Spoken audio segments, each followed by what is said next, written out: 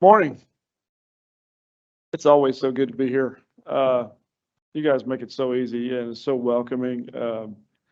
I wouldn't say this real loud, but this is like the friendliest campus I go to.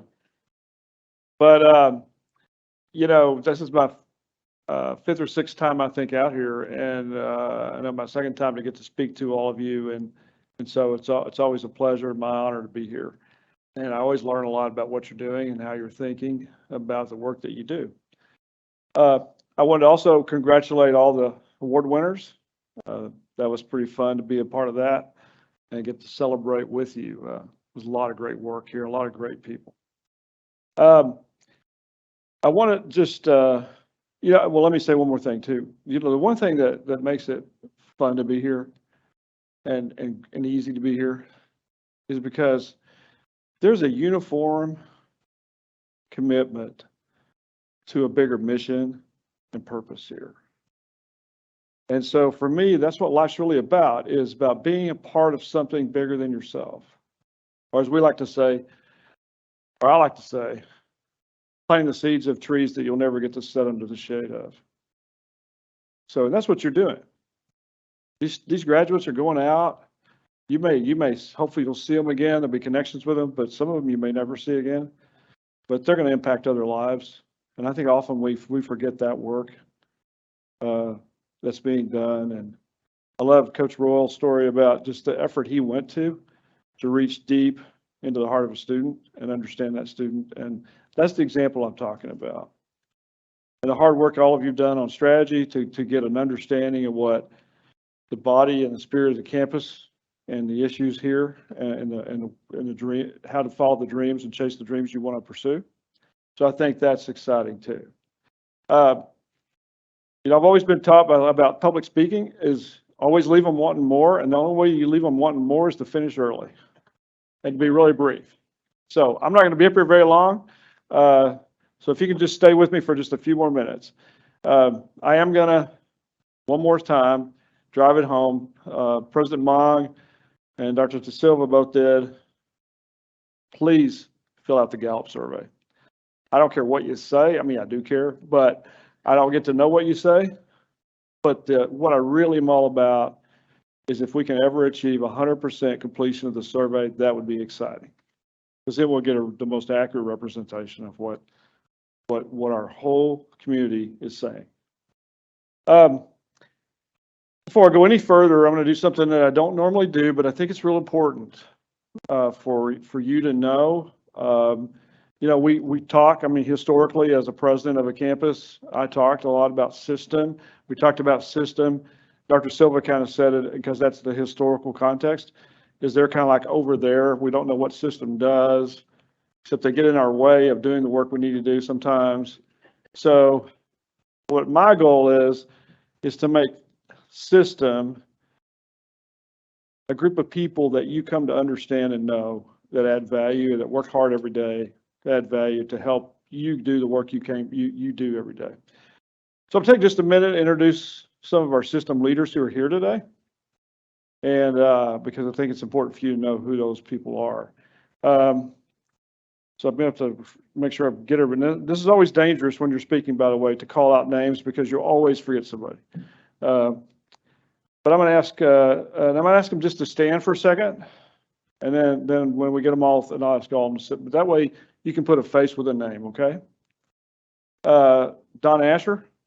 So Donna leads our whole HR operation for the system, and she's probably the most upbeat person I've ever been around in my life. Jamaica Chapel. Jamaica works with our academic team and also leads, come on up here, Jamaica, also leads our mental health strategies and directions. I'm going to ask Cassandra Nash.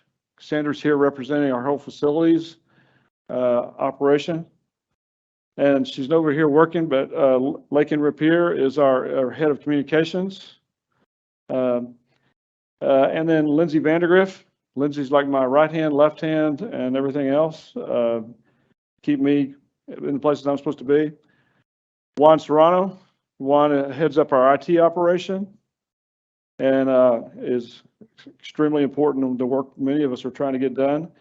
And then Greg Anderson. Greg's our CFO and our Chief Operations Officer.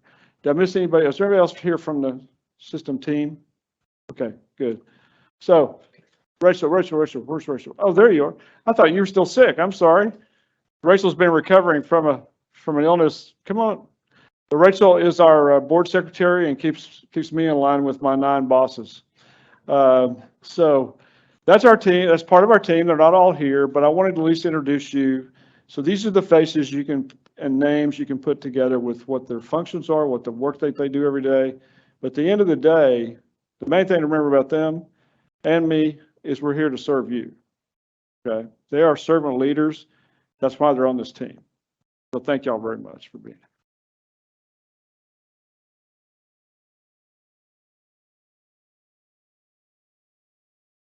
Okay, just talk for a second about the values process, the values journey. And I think hopefully I've made it clear. I'll continue to try to make it clear why having a set of values that we all align with is so important. So as I've told you before, I think, but I'm going to say it again. So growing up, I played a lot of sports, and growing up in sports teams, we all aligned on a certain direction and a certain set of goals and where we were trying to get to as a team. We also had a set of values that we live by. And I also believe that each and every one of you were given a set of values that you developed over your life that you live by every day. They may have come from your parents, your grandparents, a minister, a teacher, whoever, coach. And so those set of values form, I believe, that's why I wear this pen as a compass rose, they form your true north, the direction of your life. And so if your values are not something you're conscious of, I would encourage you to take the time to understand your values. What do you stand for? What do you live for every day?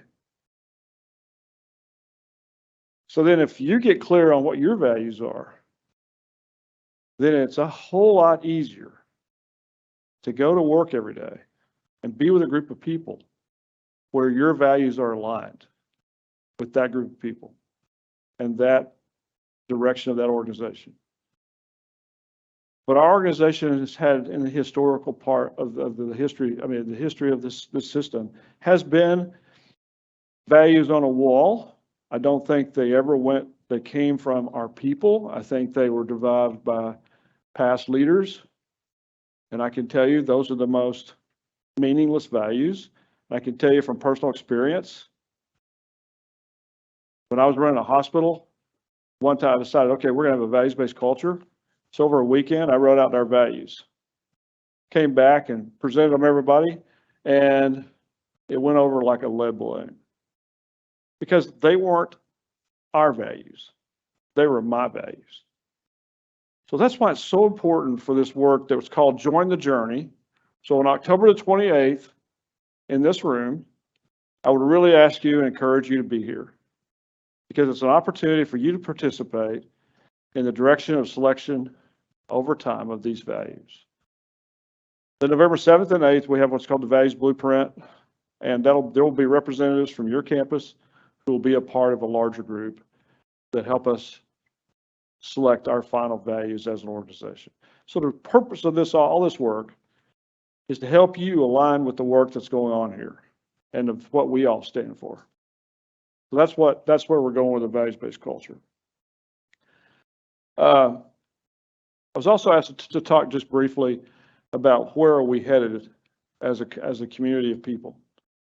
And what I want more than anything, and the system example was a perfect one, is to change history and to make all of us part of one team with very distinct sets of strengths and weaknesses and opportunities and threats. And that's why the strategy work you're doing here is important. That's why the strategy work that's going on at the other campuses is important and the system level. Because I'm so sick of the silos where we have historically stayed in a we versus them environment in our whole community. Now, I believe that silos are important.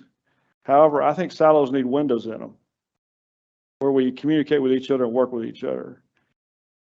But in this case, I want us to come together. So the way I've coined the phrase is collaboration through strength, and how we collaborate. And so I'm going to give you a couple examples just recently. So we had an opportunity.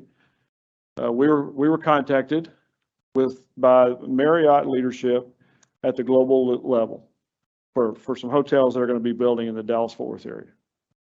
They wanted to know about the UNT hospitality program because they need workforce. Hospitality is a great growing area, but it's an area that a lot of students don't ever think about. So when we had the opportunity to have the meeting, we brought your hospitality team as well. And that's part of this whole collaboration. So UNT Dallas was in the room with UNT and us to talk to Marriott about how they might set up opportunities for our students to get hospitality careers. That's just one little example of what strength through collaboration looks like. How we come together and recognize opportunities we can all do together. Another one is a unified strategy. We've not ever had a unified strategy as a system. So we gathered a group of about 20 plus people a few days ago in Dallas. We had members of your team. We had members from UNT, from the system, and from the Health Science Center to come together. And we're working on the first time we've ever had a truly unified strategy. That doesn't mean that everybody does the same thing. Each campus has their own strategy underneath our overall strategy. But the point is, that's why I love the work that's going on strategy. Because, and then President Mon got up here and mentioned the vision. If you don't have a vision, a strategy is just a map to nowhere. So you have to know who you want to be 10, 15, 20 years from now. And I do think, one thing I didn't see up there that I think you guys don't give yourself enough credit for is I think you are delivering on some academic excellence, because I'm seeing some of the graduates that you're coming out, and I know we can always do more, so don't get me wrong. But I think you're doing an extraordinary job, given how hard it is for all of us to always have the resources we need monetarily or even talent-wise to deliver on even stronger levels of excellence and success. But I'm very proud of what you're doing here. And then I think the last thing I'll say is just how meaningful it is for me to get to share with you in the mission and the hard work that you do every single day to celebrate these students who, otherwise might not even know college was even an opportunity, not much less graduate school. And so it's so meaningful and impactful to be a part of that. So I celebrate you. I want to thank you for all you're doing, and to let you know that we are here to help you do what you do every day, hopefully at a better level. So thank you all very much. That's really all I have. I think we're going to have time for just a few questions. If we have questions submitted, I'm not sure how they're. Was that short enough? Nobody left, so that's good. Thank you very much. That was very informative. I did, by the way, fill out the survey if anyone is. So We'll just have everybody that comes up have to tell us if they did or they didn't. So yeah, I agree. The surveys are important, and I distribute many surveys myself. But I just wonder, and I hope this is a question you can answer. The reasoning for, it seems like a lot of the questions are repeated in that Gallup survey every year. So things like, do you have a best friend at work? So I just wonder what are you tracking with responses to questions like that if you're asking them every year? So I will tell you from the system level, and then I don't know if President Mong has anything he wants to say to that. So one thing, those 12 questions are Gallup's 12 questions that they have, and the reason they are mired is almost probably the right word, mired to stick to those 12 questions, because we've tried to get them to modify that best friend question, because It is by far the most misunderstood question there is on the whole survey, nationally, not just here. But but what they said is this is because we feel like these questions have impact and they're questions we track nationally so it's also part of their data pool. But what we hope to get out of that is then tied back to strategy. How are we looking at those engagement results and trying to understand, is it a recognition issue? Is it a rewards issue? Is it a compensation issue? Or other environmental issues? I don't know if that's answering your question, from the perspective of how we take action on that survey. And we do take action on that survey, by the way, a lot of action. And so the average engagement across the United States for employees is about 30%. What that means is, of a body of employees in an organization, only about 30% are truly engaged in the work of the organization and the work they do every day. About another 50 to 60% are just there, so to speak, punching the clock, doing some work, but not really engaged, and going back home every day. 10% are completely disengaged and working against everything everybody else is doing. So we don't identify those people. That's not the way it works.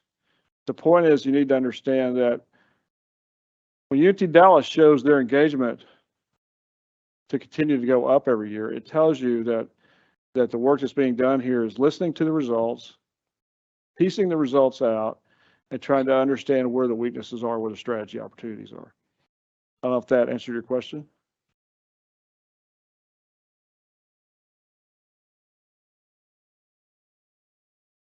No. Well, I often have no friends, so let me explain this for a second. I got a second. The best friend question. Best friend question is: do you have anybody in your workspace, or maybe not in your workspace, but maybe somewhere else on campus, that you trust enough to talk to about what you're struggling with at work, or what some issue you're having? And if you have no one you trust enough to do that with, then I think the question invites opportunity to find out, why aren't we creating an opportunity for people to find that? I'd add one more thing to that. One of the things employees are looking for is, you're all trained to do a specific job or a specific set of jobs, and you want to be allowed to do that. And you want to have the resources that you need and the materials you need to be able to do that. So that's the last part of that, more physical part of that. Another question?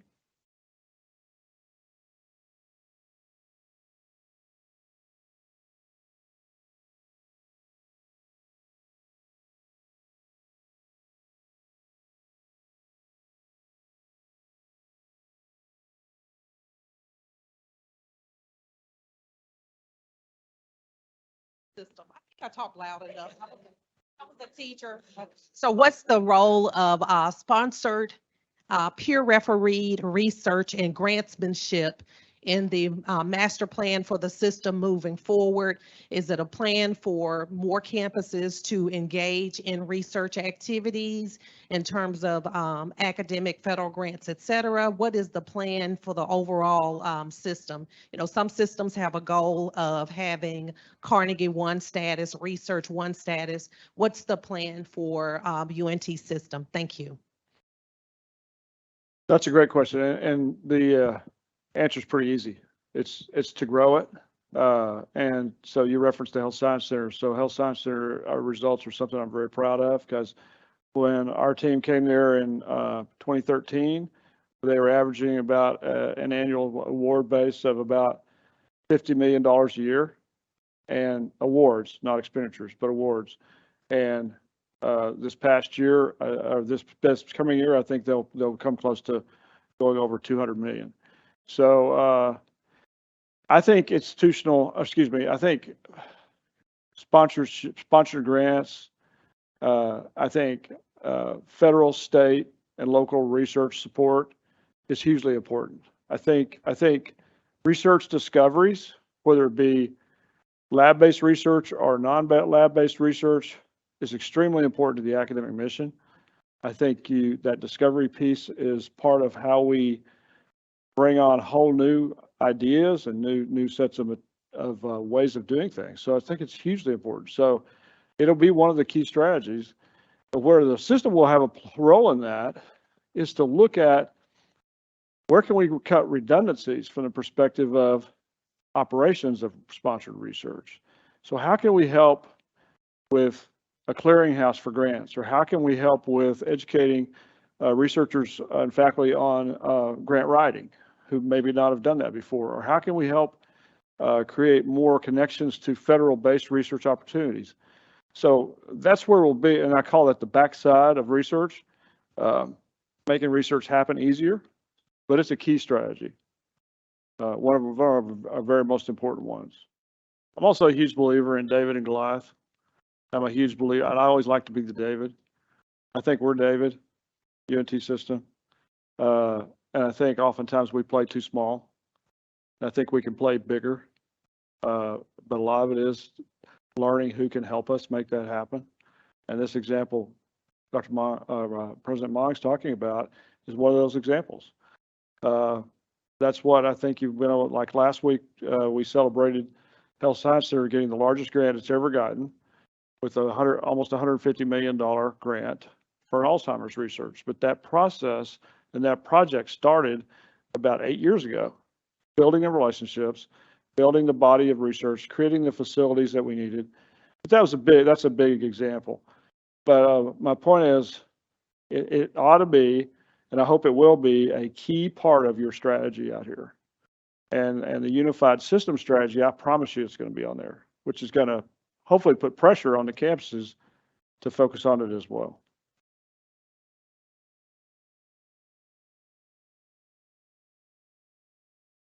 We have a question from our virtual audience members.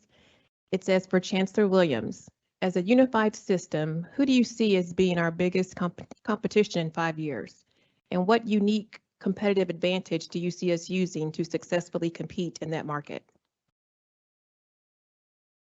Well, that's a great question. I'm probably not going to give you the answer you're expecting. The biggest competition we have is who? Us. That's the biggest competition we have. As long as we think small and aren't willing to take the risk of playing big, and aren't willing to take the risk of failing going forward and learning from that, then we're never going to be where we can be. So my goal of all this is to take us to reach what I think is our true potential, not the potential maybe we let other people tell us about. So I think our biggest competition is ourselves. And I think why we do 1, 3, or 5 year strategy sometimes, but what I tell people with strategic planning, it's really a 1 year plan, because the world around us is changing so fast that we have to be prepared to shift. And strategy itself is a dynamic process, not a static process. So it's not like you put a strategic plan together and you put it on the shelf. It's something that's got to be alive and moving. So for us to reach our full potential, we have to first combat ourselves as our own competition.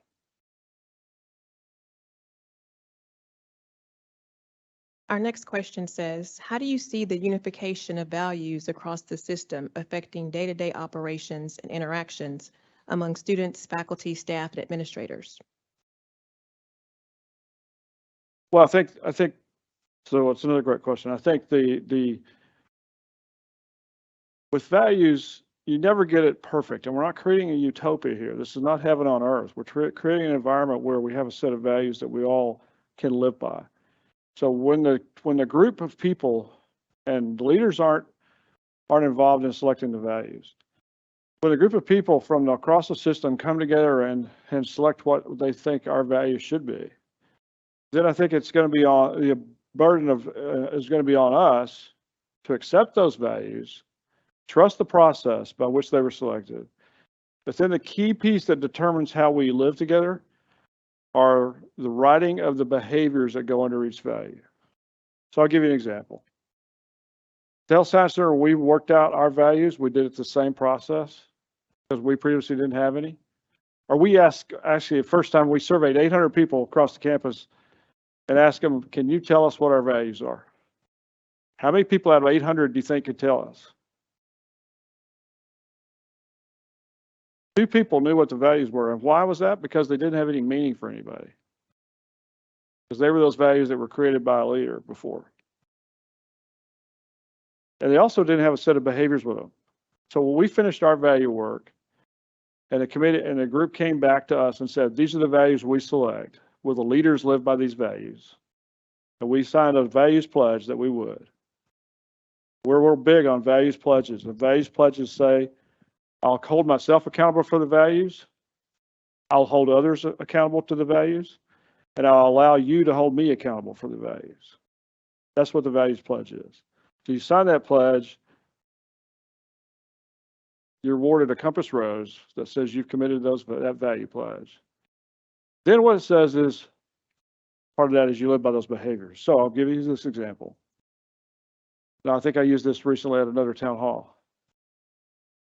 Somebody asked me about DE&I. And I said, to me, DE&I can be a failure if you're not careful, if it's strictly just a programmatic thing.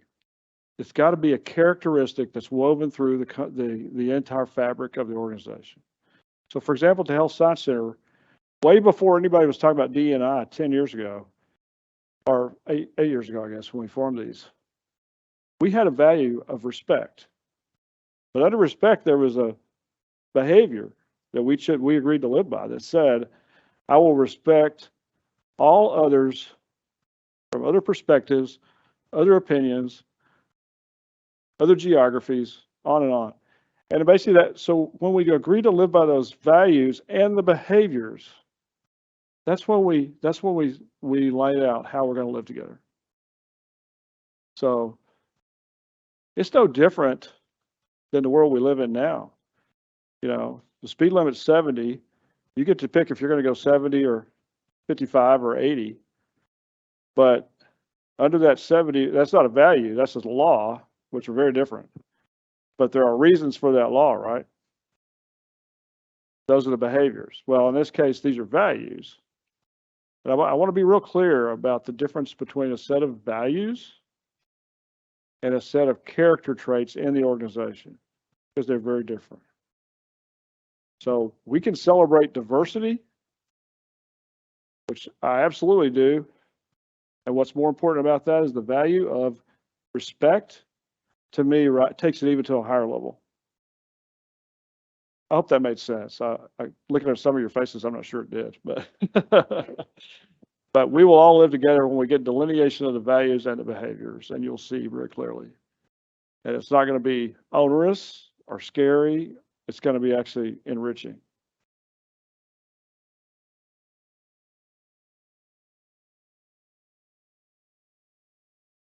Our next question asks, I know that we want to keep tuition low, but at what point does asking people to do more with less start to mean that quality decreases? What are we doing to make sure that we are not burning out our team members? And I would just add to that, first of all, I think it goes back to your strategic planning that you all so well laid out. I think if your vision really is, and it's one I support, of affordability and economic mobility, then you got to do everything else you're going to do to make sure you achieve that vision. And so that's about students and families. So what that means is the goal is never to burn people out. In fact, that's part of having a people first culture, is to be in tune with our people and all of you to understand, where are you every day? That's part of the Gallup survey. Where are you? How are we connected? So, however, this goes back to ourselves being our best competition. There's a lot of opportunities to grow other sources of revenue. There's a lot of opportunities to work with the state to get more funding. There's a lot of opportunities to grow more research funding. There's a lot of opportunities that grow the money coming in and look at expenses on the money going out. But if you keep tuition, tuition is not, we shouldn't look at tuition as how we grow our revenue, because that puts it on the backs of students. And, you know, right now I think you have 41% of your students here that graduate every year without any debt. That's outstanding. And so we don't want to lose that. We want to find other ways to keep the organization, to keep the university healthy, to keep our people healthy, and to support our people. And so a byproduct being people getting burned out would never be good at all. That's nothing we will ever want to tolerate. So. Beyond access to education, how will UNT system ensure that campuses are accessible to students with disabilities? Is that form of accessibility a value for the system and UNT Dallas? Well, absolutely. I mean, we plan every facility around not only ADA requirements, but any other requirements. Yeah, we look at even things like recently becoming aware that we had video properties that were not set up for hearing impaired folks. So you look at different aspects of ADA issues, but absolutely we want to be open to everybody and be available and accessible for everybody. So I mean, I should say everybody that really has an intent on learning and being a part of the community here and what we're delivering. So that goes without being said. I would say also, we don't ever talk about it much this way, but disability is just another form of diversity, right? And I think it's another form of trying to take the time to understand where somebody came from and how they grew up and what they have had to deal with and what they have to deal with now. So absolutely, it enriches everything we do.